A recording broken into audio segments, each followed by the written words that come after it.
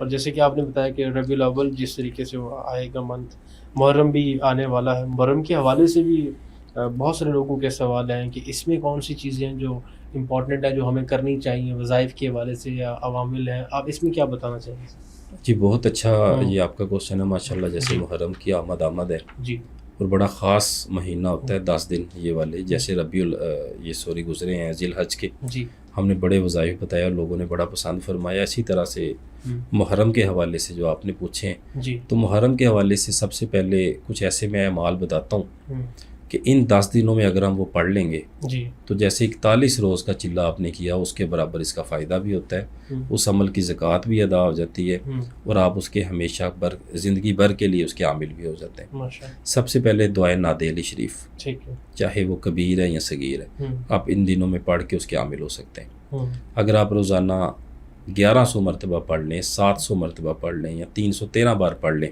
ہوں، یکم محرم سے 10 محرم تک، ہوں، ایک وقت، ایک جگہ، ایک جائے نماز، ایک تسبیح اور ترک حیوانات کے ساتھ، پرہیز کے ساتھ، جی تو آپ ان 10 دنوں میں اس کے عامل ہو جاتے ہیں. اور بڑا زبردست اور مؤثر ہوتا ہے یہ وظیفہ ان دنوں میں. ہوں، اسی طرح سے دوسرا وظیفہ دعائے چہل کاف ہوں، اعمال اکبر میں آتا ہے. یہ وہ لوگ کریں جو پہلے وظائف کر چکے ہیں، 3-4 ہماری اجازت سے یا کہیں سے بھی، تو وہ یہ کر سکتے ہیں. ہوں، تو اسی حوالے سے بہت سارے سورہ یاسین شریف کی زکوٰۃ ہو جاتی ہے، سورہ ناس کی زکوٰۃ ادا ہو جاتی ہے، سورہ طارق کی زکوٰۃ ان 10 دنوں میں ادا کی جا سکتی ہے، سورہ اخلاص کو پڑھا جاتا ہے ان 10 دنوں میں. یعنی کہ بہت سارے اعمال ہیں. اعمال کی تو ایک لمبی فہرست ہے، وہ جس کو جو پسند ہے، جس کا جو شغل ہوتا ہے، جس کو وہ پسند کرتا ہے، وہ انشاءاللہ یہ وظائف کرے. اللہ تبارک تعالیٰ مہربانی کریں گے انشاءاللہ. انشاءاللہ. اور ہم نے یہ چیز دیکھی ہے کہ ہمارے خاص طور پہ سب کانٹیننٹ میں یہ چیز پریکٹس ہوتی ہے کہ 9-10 محرم کو ہم سب جو ہے وہ اپنے قبر والوں سے ملنے جاتے ہیں، قبرستان کا رخ کرتے ہیں. اس میں بھی معاونت فرمائیں کہ جب ہم قبرستان جاتے ہیں 9-10 محرم کو، تو کیا ایسے وہاں پر ان کے لیے صورتیں پڑھیں یا کچھ ایسا کریں کہ قبر والوں کو بھی سکون ملے، ان کو بھی ثواب ملے؟ اچھا، اس بارے میں مجھے ایک حضرت نظام الدین اولیاء رحمۃ اللہ علیہ کا فرمان مبارک یاد آ رہا ہے.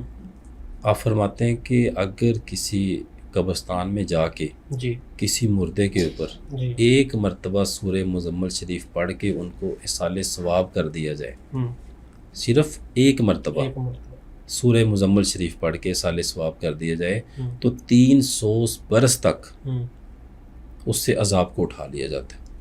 سبحان ماشاءاللہ. اور جب یہ 9 اور 10 محرم کے دن ہوں گے تو ان میں آپ ان کی افادیت دیکھیے کیسی ہوتی ہے.